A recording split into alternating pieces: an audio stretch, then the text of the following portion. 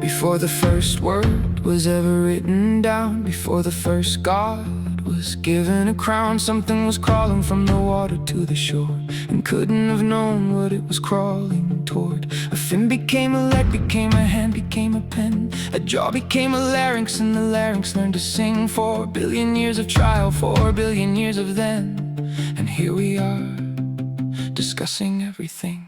And somewhere in the branches, in the lost and unnamed lines, a creature tried a body that the fossil record missed. 100 million futures scattered down the mines of time, whole kingdoms of the possible that never got to exist. Deep time, deeper than any dream I've had, deeper than the languages we've lost or never had. Deep time, where the horse was barely tall, where the whale went back to water and the wings began to fall. Deep time, I can't hold it in my mind, but I feel it like a current running under all the light. Deep time, every living thing a draft, every species just a sentence in a story built from scratch. What would the world look like if the asteroid had missed? 100 million reptile years still on the list. Would something rise and name itself and look up at the sky? Would something in the dark develop, wondering why? And what about the futures? What comes after us? A million years from now, what fills the morning buzz? What wing, what claw, what chemistry, what thought? What stranger kind of beauty than the ones we never saw?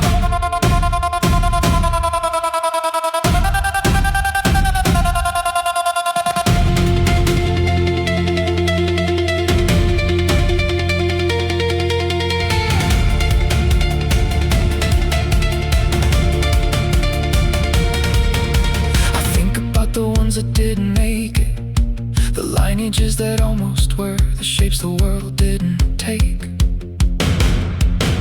I think about the ones that evolution traded for the forms we wear today, the choices deep time made. There's a grief in it, almost a sadness for the blueprints in the stone.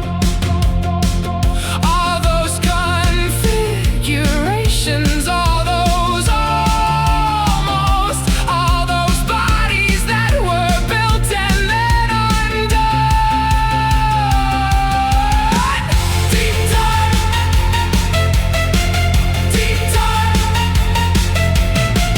deep time.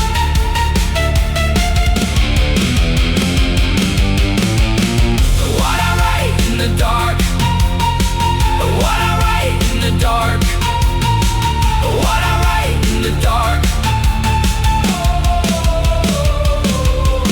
What I write in the dark.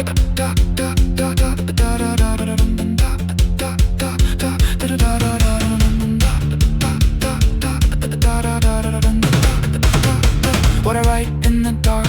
I built a monster on a Tuesday night, gave it teeth and purpose and a very old name. I gave it something it wanted, something it needed, then I went to sleep, and it stayed all the same. By Wednesday morning it was larger than I'd planned. Its shadow filled the margins of the page. I wrote it hungry, I wrote it with bare hands, and now it's looking at me from its cage. I know the theory, they're not real, they're just the dark that I pour into a vessel so it doesn't fill the room. But there's a specific kind of quiet after midnight in the park, where the theory gets a little hard to use. What I write in the dark stays dark.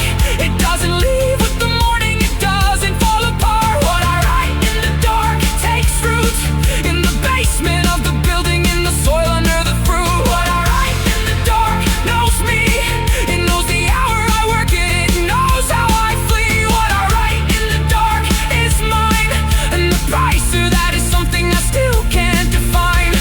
I gave a villain a face I almost recognized. I gave a creature habits that were a little close to home. I gave the horror something no horror has, it apologized, and that was worse than anything I'd written on my own. I killed the innocent, I buried the beloved, I've let the nightmare win on a careful plotted page. And every time I finish I feel briefly deeply good, and then I wonder what that says. Maybe the horror writer is the safest kind of mind. All the darkness has a container, all the fear has got a spine. Or maybe I'm the dungeon and the monster at the same time, and the story is the only thing that's keeping the door closed fine. I haven't figured out which version is the true one. Probably it doesn't matter either way I write.